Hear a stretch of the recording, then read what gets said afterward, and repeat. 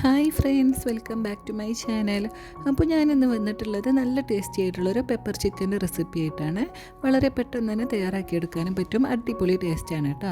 അപ്പോൾ നമുക്ക് വേഗം തന്നെ അതെങ്ങനെ ഉണ്ടാക്കാൻ നോക്കിയാലോ.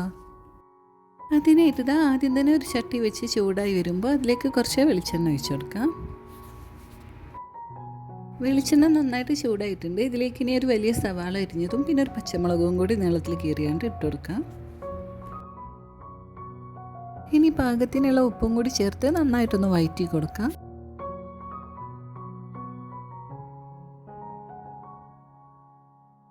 സവാള നന്നായിട്ട് വഴറ്റി വന്നിട്ടുണ്ട്. ഇനി ഇതിലേക്ക് ഒരു ടേബിൾ സ്പൂൺ ഇഞ്ചി വെളുത്തുള്ളി പേസ്റ്റും കൂടി ചേർത്ത് നന്നായിട്ടൊന്നും കൂടി വഴറ്റി കൊടുക്കുക.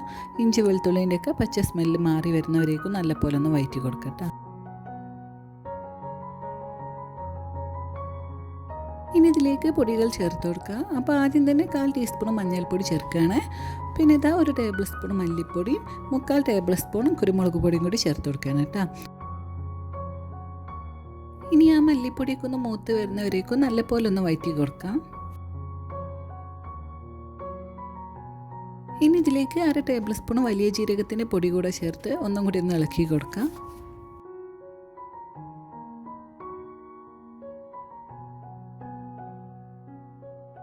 ഇനി ഒരു ചെറിയ തക്കാളി അരിഞ്ഞതും പിന്നെ കുറച്ച് കറിവേപ്പിലയും കൂടി എടുത്തിട്ടുണ്ട്. അതും കൂടി ഇട്ട് കൊടുത്താണ്ട് ഒന്നും കൂടി വഴറ്റി കൊടുക്കട്ടോ.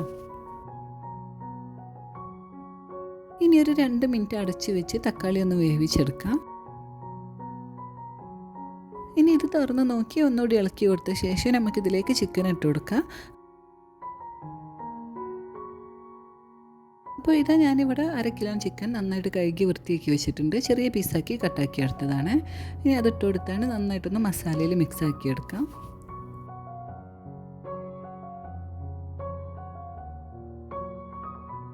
ഉപ്പ് നോക്കിയിട്ട് പാകത്തിന് ഇട്ട് കൊടുക്കണം കേട്ടോ. ഞാനിവിടെ കുറവാണെന്ന് തോന്നിയിട്ട് കുറച്ചും കൂടി ചേർത്ത് കൊടുക്കുന്നുണ്ട്. എന്നിട്ട് ഒന്നും കൂടി ഒന്ന് ഇളക്കി കൊടുക്കുകയാണ്.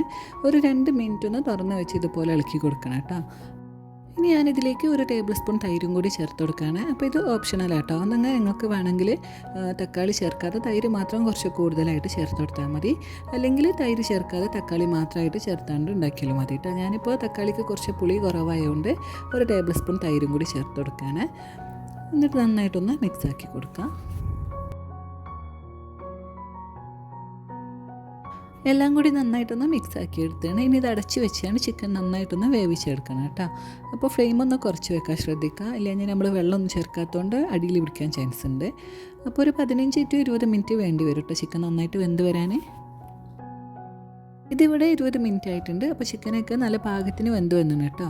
ഞാൻ ഇടയ്ക്കൊക്കെ തുറന്ന് നന്നായിട്ട് ഇളക്കി കൊടുത്തതാണ് അടിയിൽ പിടിക്കാതിരിക്കാൻ വേണ്ടിയിട്ട്.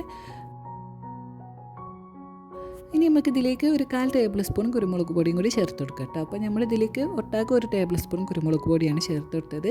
ആദ്യം 3/4 ടേബിൾ സ്പൂൺ ചേർത്ത് ഇപ്പോൾ ഒരു 1/4 ടേബിൾ സ്പൂൺ കേട്ടോ. അപ്പോൾ ഇങ്ങനെ അവസാനം കുറച്ച് ചേർക്കുമ്പോൾ അതിൻ്റെ ഒരു സ്മെല്ലും പിന്നെ ആ ഒരു ഫ്ലേവറൊക്കെ നല്ല പോലെ നമുക്ക് ആ കറിയിൽ കിട്ടും കേട്ടോ. ഒരു പ്രത്യേക ടേസ്റ്റ് തന്നെയാണ് കേട്ടോ അവസാനത്തിൽ കുറച്ച് ചേർക്കുമ്പോൾ. എന്നിട്ട് ഒന്നും കൂടി ഒന്ന് നന്നായിട്ട് ഇളക്കി കൊടുക്കാം. പിന്നെ ഒരു കാര്യം എന്താ വെച്ചാൽ ശരിക്കും ഒരു വീഡിയോയിൽ കാണുന്ന കളറില്ല കേട്ടോ ഇതിനുള്ളത്. കുറച്ചും കൂടി ഒരു ബ്ലാക്ക് ആയിട്ടുള്ള പോലത്തെ കളറാണ്. ഒരു ലൈറ്റിൻ്റെ എന്തെങ്കിലും പ്രശ്നം കൊണ്ടായിരിക്കും ശരിക്കുള്ള കളറ് വീഡിയോയിൽ കിട്ടണില്ല കേട്ടോ. അപ്പോൾ നന്നായിട്ട് ഇളക്കി കൊടുത്ത് അതിലെ വെള്ളമൊക്കെ നന്നായിട്ട് വറ്റിച്ച് ഓരോ പീസിലും നന്നായിട്ട് മസാലയൊക്കെ പിടിച്ചിരിക്കുന്ന രീതിയിൽ ആക്കിയെടുത്താണ്. അപ്പോൾ ഇത്രയേ ഉള്ളൂ കേട്ടോ അടിപൊളിയായിട്ടുള്ള നമ്മളെ പെപ്പർ ചിക്കൻ തയ്യാറാക്കാനായിട്ട്.